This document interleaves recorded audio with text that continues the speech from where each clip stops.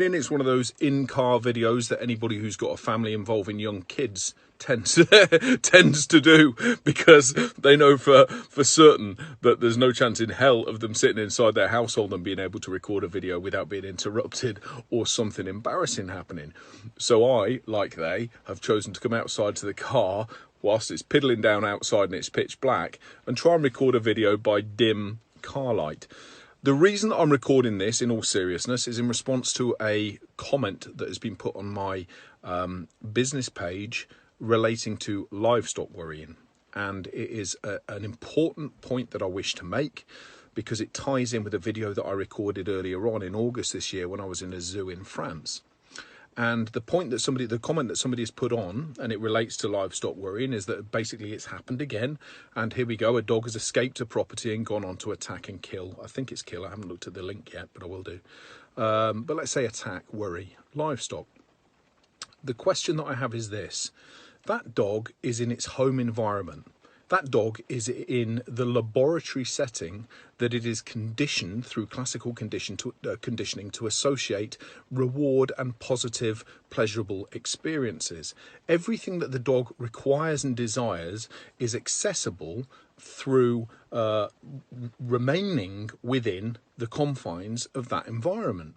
Right, like a laboratory rat in a shuttle box or in a laboratory setting.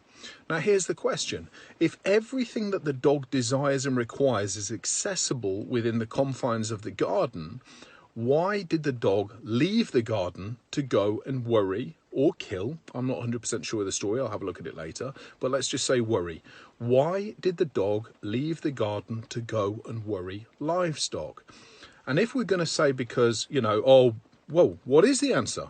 Right, what is the answer? I know the answer. It's because the dog is by nature a predator, an opportunistic predator. And if it has experienced that a particular stimulus provides a release for a particular genetic innate behavior, it will do it. It will seek it out because it has been pre-wired, pre-programmed to find that behavior appetitive, to find it, desirable.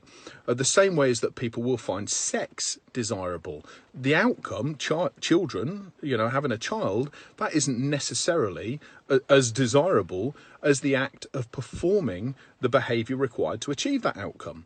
And is exactly the same is true in dogs that chase, in predatory behavior in dogs. They have been pre-wired, pre-programmed to find that behavior of chasing enjoyable and almost addictive. I'm not going to say it's addictive, but if you were to look at it in that sense, something that I think I enjoyed, that I want to find it more, and if I see the same sort of thing, I'm going to do it again.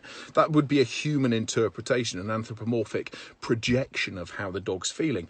But the fact is that the dog has everything that it needs and requires in the home environment, yet it's chosen to break out of there and go and chase and worry livestock. Now, you could say that's a one-off, but if you look at the National Police Chief Council's 5-Force report that was released earlier on this year, you will find that 89% of dogs in certain force areas that have been found to be worrying sheep and responsible for the worrying and the deaths of livestock have had no owner present.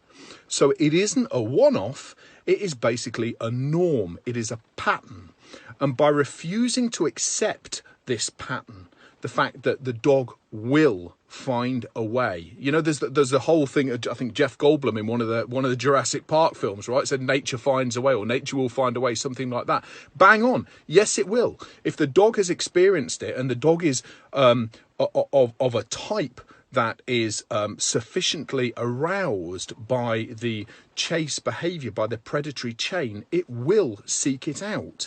And the only way to prevent that, other than completely confining the dog and completely restricting the dog, which, as the National Police Chief Council 5-Force report has revealed, and has as the link that has been posted onto this particular Facebook thread has revealed, it isn't working, because you're constantly trying to suppress a drive without giving any actual alternative expectation in the mind of the dog. So the dog doesn't think it's a bad thing to do. It's always a good thing to do. It's always a very good thing to do. It's always an extremely exciting, appetitive thing to do, because society will tell you that it's wrong to tell the dog otherwise, and it isn't. It isn't. That's the only way you're going to do it. There's a combination approach, right? Oh, there's a multifaceted approach, but you must look at the fact that the dog must realize and expect that the outcome of that behavior, the consequence of that behavior is negative. And then it won't break out of your garden going looking for livestock, because it understands that chasing livestock is a negative thing to do. It's detrimental to my well-being as far as I see it. It isn't going to further my sort of like chances, my opportunities within life. Instead, it's going to basically, as far as the dog sees it, it's going to hinder them, right? It's of detriment to me. So, as I say, just to go back, the point that I'm making here, the point that I really, really hope that people understand, is that if pure positive associations, pure positive training works, why will an animal leave the environment where everything that it comes to associate as being positive is possible? Big question. I love to hear your answers.